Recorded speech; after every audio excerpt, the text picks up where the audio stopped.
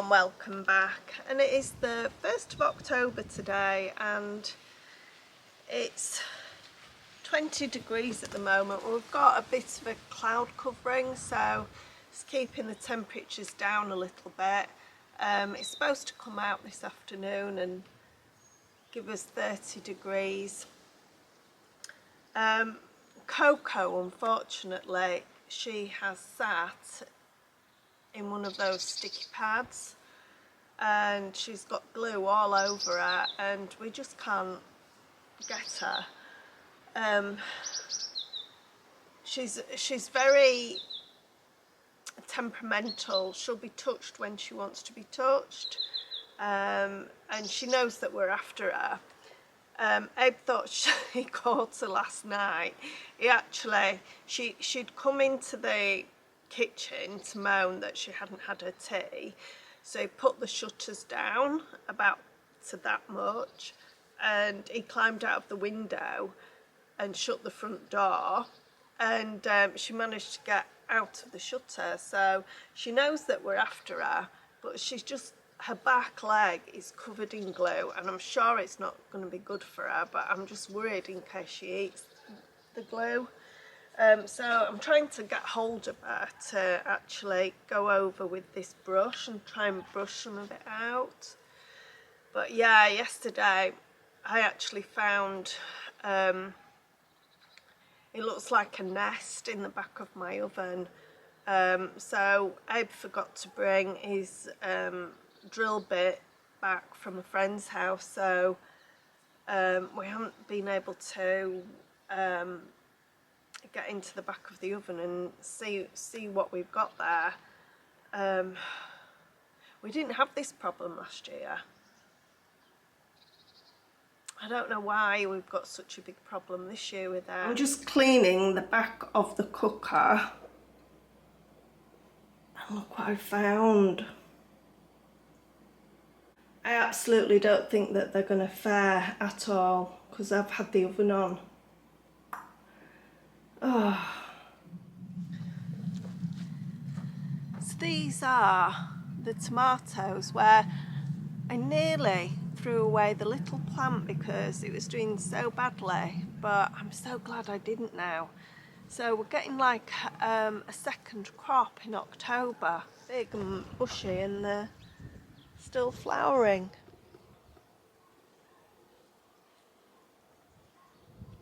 A friend of mine sent me a really interesting article and it was on about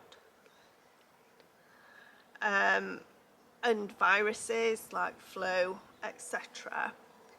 And it's a gentleman, I'll pop his name up, and he was saying how tobacco is a cure for it, and also it helps with other things like arthritis, bronchitis, all your itises, all your inflammations.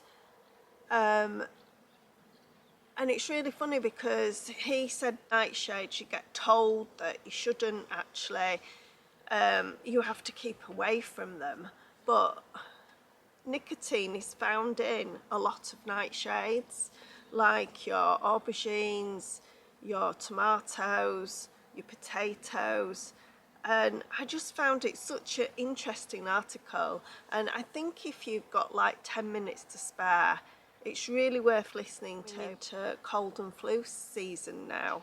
And can you imagine if you get cured by tobacco, by nicotine? I'm pretty sure that tobacco plants here are totally frowned upon. But yeah, the #1 vegetable fruit that contains nicotine is aubergine, believe it or not. And aubergine's also good for your heart and your brain.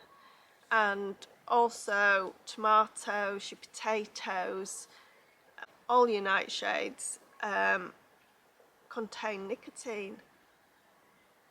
So it is absolutely fascinating. So I do actually urge you, I'll try and put the link on my YouTube channel. If not, I will put his name, and he's doing seminars about it, and he was saying that people should wear a 3 milligram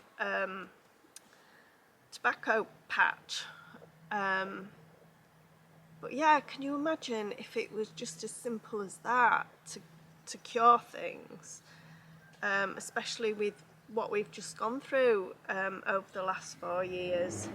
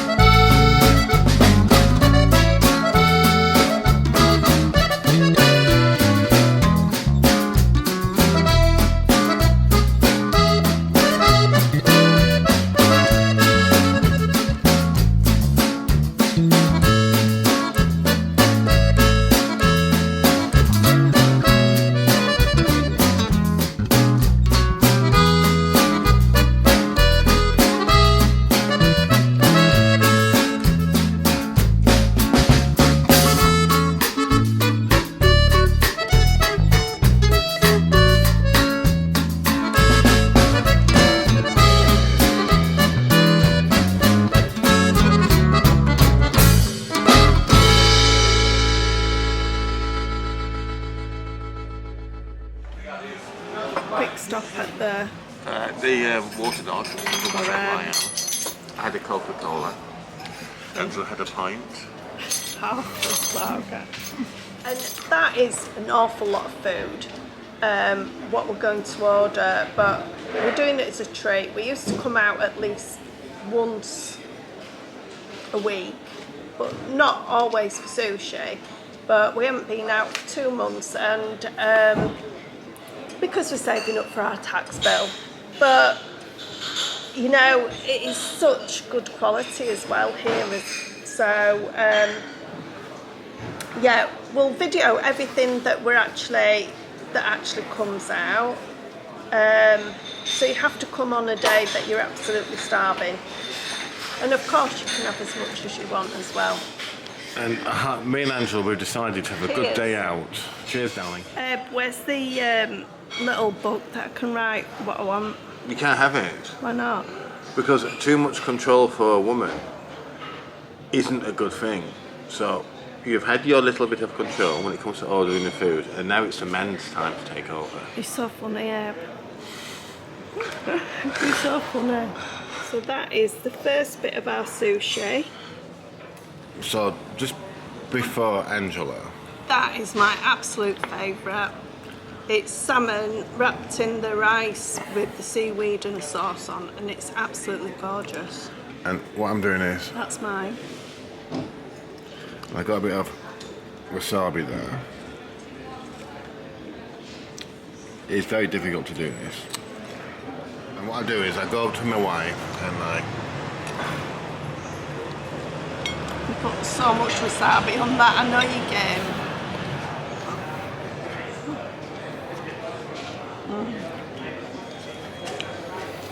Yummy. Beautiful. And that is the next plate of sushi. So I'm going to try this one out. This is like cabbage leaf around this one, not... It's not cabbage. Oh, it could be, I think it's lettuce. And what I'm doing is, I'm just going to put a bit of ginger on this one. And just see what it tastes like. That is, wow. Just before Andrew turns the camera off again, this is an avocado one. And purple rice. So there's not really any meat on this one. I always like a lot of wasabi. I know you're meant to mix it with a bit of soya, but I'm not a fan of soya.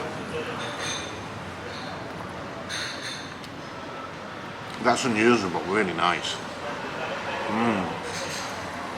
But that dragon roll, that one there is one of our favourites, isn't it? And that then, one. And this is another one we got here. This is like a little bit of salmon at the top, but it's filled with cheese and rice. Cream cheese. And oh, it's literally to die for. Perfect. So this is the garlic prawns. Garlic prawns, chop suey and herbs chips. No, that's... Spare ribs. And this is... 2 portions of duck. And which the is duck. Absolutely terrible. And the pak choy, which I love. This is so lovely, but I could actually just face plant into this food now. I love this pak choy. Was 36.80. And that's for 2 knackers and as much sushi and Chinese as you want. For all me and you and Bella. She can't walk.